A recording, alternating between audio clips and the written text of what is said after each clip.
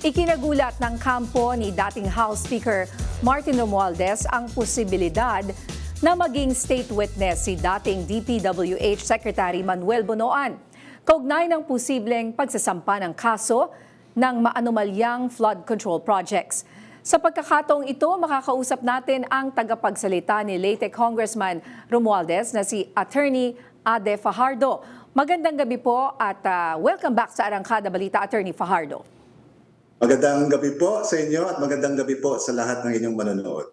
Yun na nga po, tinanggap na ng Office of the Ombudsman si former DPWH Secretary Manuel Bonoan bilang state witness sa issue ng flood control. Gaano po ba ang kalaking banta ito sa inyong kampo? Well, number one po, kami po ay nagtataka kung bakit at this late stage, mga almost 1 year, na nagsimula itong investigation sa flood control ay bigla na lang naging state witness itong si former Secretary Bonoan po. Hindi po namin inaasahan ito dahil nga po ang dating Speaker Martin Romualdez ay hindi po nagkaroon ng kahit anong klaseng ugnayan dito kay Secretary Bonoan with respect to the flood control projects, especially doon sa allegation na may anomalya. Wala po silang direktang ugnayan, personal na ugnayan, or even indirect na ugnayan. Kaya ito po ay nakakabagabag at sa amin ay hindi nararapat po at this time. Yun nga sinasabi nyo nga na walang koneksyon, never na ituro ni former Secretary Bonoan itong si former Speaker Romualdez. Pero ngayong state witness na siya, kayo ba ay nababahala na baka magbago ang kanyang mga testimonya?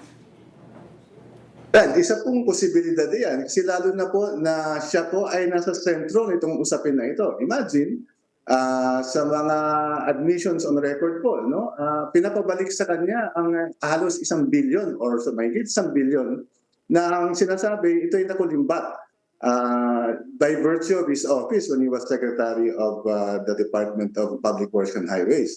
So kung siya, ganun kalaking amount, ganun kalaking pera ang supposedly nakuha niya dito sa flood control anomalies, paano po ang kanyang objectivity?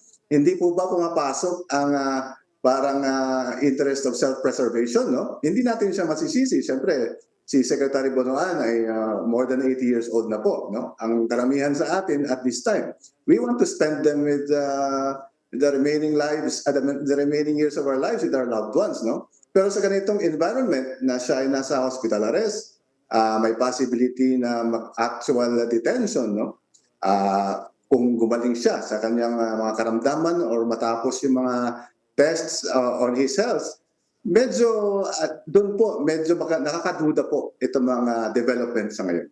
O ano po bang mangyayari kapag ginawang state witness ang isang itinuturong sangkot? Katulad nitong tinuturing nga dapat sanang big fish itong si former DPWH Secretary Manuel Bonoan. Well, alam po natin yun. Sa matter of law po, ang isang state witness ay mati-discharge. Siya ay mapapawalang sala in that sense dahil siya ay pakakawalan in exchange for his testimony. Kaya nga po kami ay nababala dahil hindi lamang si Secretary Bonoan ang in effect state witness ngayon. Lahat na mga involved na directly, ang undersecretary niya, ang mga district engineer, assistant district engineer na ngayon ay nagtetestigo na po sa Sandigan Bayan. Lahat po sila ay state witness na. Parang wala na pong matitira sa DPWH na siyang sentro nitong sindikato na magiging or mapanagot sa kanilang kasalanan sa bayan. Yun po ang malungkot na pangitain na nakikita namin. At marami rin pong progresibong grupo sang-ayon sa inyo na kung pwede raw bawiin yung pagiging state witness ni former Secretary Bonoan. May paraan pa ba para mabawi ito? Hindi po natin alam po, kasi ako personally, wala rin po akong kaalaman kung saang punto na po sila sa prosecution, kung ito ba ay nagkaroon na ng sinasabing sinumpaang salaysay, kung saan inilahad niya, kung ano allegedly yung nalalaman niya against Speaker Martin Romualdez, at kung sino man papangalanan niya. Wala pa po tayong kaalaman kung yan ay nagpirmahan na. Pero sakaling nagkapirmahan na po, makikita naman po yan ng Sandigan Bayan o ng korte. Kung hindi katanggap-tanggap na state witness, ang isang taong hindi nakakomply sa requisites. For example, hindi siya list guilty, no? Kung accessory lang siya sa krimen, ibig sabihin ay utusan lang siya or meron lang siya doon, posible siguro kung may personal knowledge siya. Pero itong ikaw ang sentro, ikaw ang principal participant sa anomalya. Kasi ikaw ang ikaw ang secretary, ang lahat ng mga tao sa ilalim mo ay under your direction and control. Right? Ang unang statement ni Secretary Bonoan nung una ay parang wala siyang alam. At sa level niya ay hindi nakakarating sa kanya. But as it turns out, ang evidence ng sarili ng mismong tao, ang kanyang testimonya is siya ay nakinabang personal dito sa mga transaksyon. So ito po ay iniiwasan natin, sana makita ng Sandigan Bayan na hindi ito katanggap-tanggap. Kung sakaling ang Office of the Ombudsman ay magpumilit, ni-admit siya as a state witness. Bukod dito, gagamitin rin umano ng Ombudsman sa investigasyon ang mga pahayag ng 18 ex-bodyguards. Ano po ang masasabi niyo rito?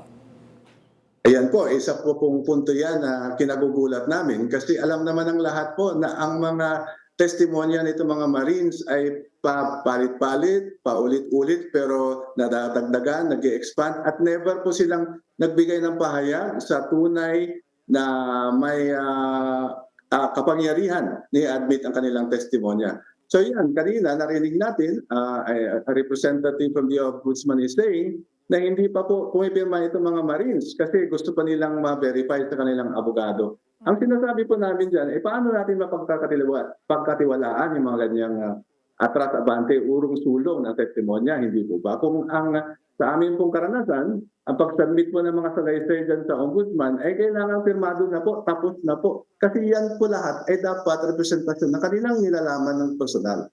Kung yan po ay pabago-bago, yan po ay urong-sulong, without very much po kung reliable po yan yung mga ganyang klaseng testimony. At panghuling tanong, giit po ng Ombudsman nga at paulit-ulit nilang sinasabi na si former Speaker raw ang mastermind dahil sa impluensya na noon bilang House Speaker.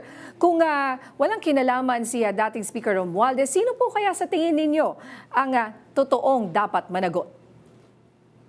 Ayan po, pinapaliwanag po namin na si Speaker Romualdez po, Speaker, napakalayo po niya sa proseso. Hindi po ba? Ang pag-propose ng budget, ang pagdulog nito sa National Expenditure Program, ang pag-bid, ang pag-imbitar sa mga kontraktor, ang pag-award sa kontraktor, and finally, ang pag-release ng pera, upon certification na kumpleto na po ito, ay lahat po yan sa Executive Department, lalong-lalo na kay Secretary Bonoan at sa kanyang mga tauhan. So napakalayo po ni Speaker sa ganitong sitwasyon. Wala pong aligasyon, wala man dokumento exactly kung saan specific project involved supposedly si Speaker Martin Romualdez. Sino po ang pinaka-guilty dito? Sana po balikan nila lahat itong mga Marines, lahat itong mga supposed deliveries. Ang reliance nila ay sa kanilang among si former Congressman Saldico. Hindi po ba dapat bumalik doon yung investigasyon? Maraming salamat sa inyong panahon, Attorney Ade Fajardo. Maraming salamat, Nina, at magandang gabi po.